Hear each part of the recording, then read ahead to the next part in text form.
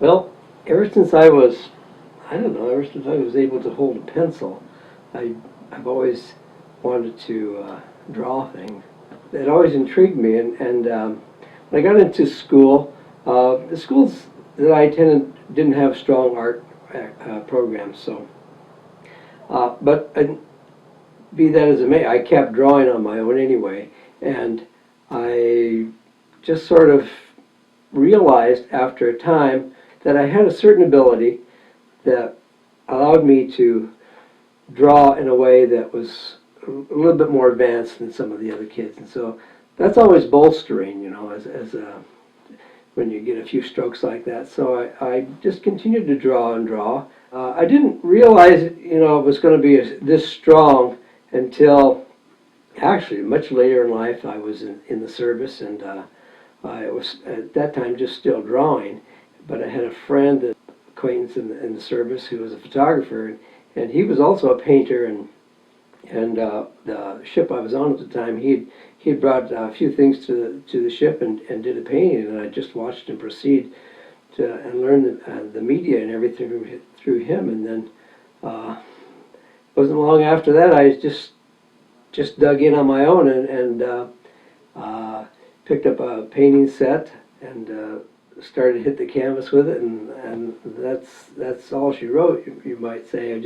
That media just really worked for my temperament. It just seemed a natural progression from learning to draw as a young child, coming into this way of thinking, and it's almost like I just don't think about not doing it anymore. And it wasn't as strong in the beginning, but now it's just part of who I am, and I just always thinking about it.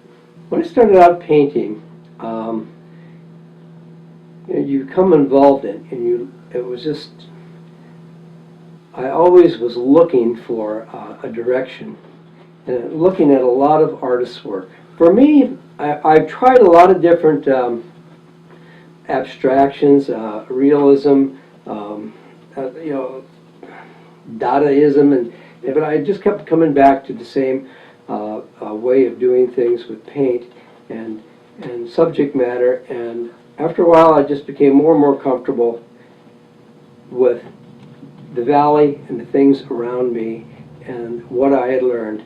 And so I don't try to do anything out of the media where it's in my comfort zone. I find it more frustrating than I might. It's become second nature to me now just to paint in the valley, the things I know, and the way I paint, and the colors I use. And it's like just walking and breathing now. And in painting, subject matter was always intrigued me. You know, I always look at the still life, the landscape, the portrait, and I've done all those. And to me, the hardest thing to paint is a good portrait. And I seem to have a little bit of a knack for it again, just because I guess that's what my DNA says. Your eyes and your hands are coordinated enough to where you can get those facial features right. And of course, everybody that sees my work has reinforced that. The human landscape is something that you can't get anyplace else. Children are the most honest people there are when it comes to telling you what you need to hear about your work. And if you did the portrait and you showed it to them and they go, "That's Grandma," you nailed it, you know. But if they go, "I don't know," then, you know, maybe that will help you decide what you need to do.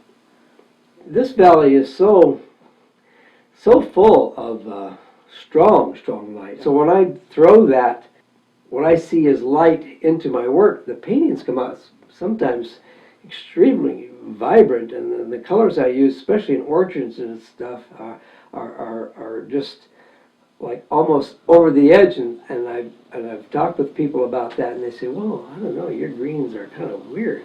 You know, I said, "Well, come out, you know, next time just come out with me in the orchard when it's a big, strong, light day." And they go, "Well, I guess you're right."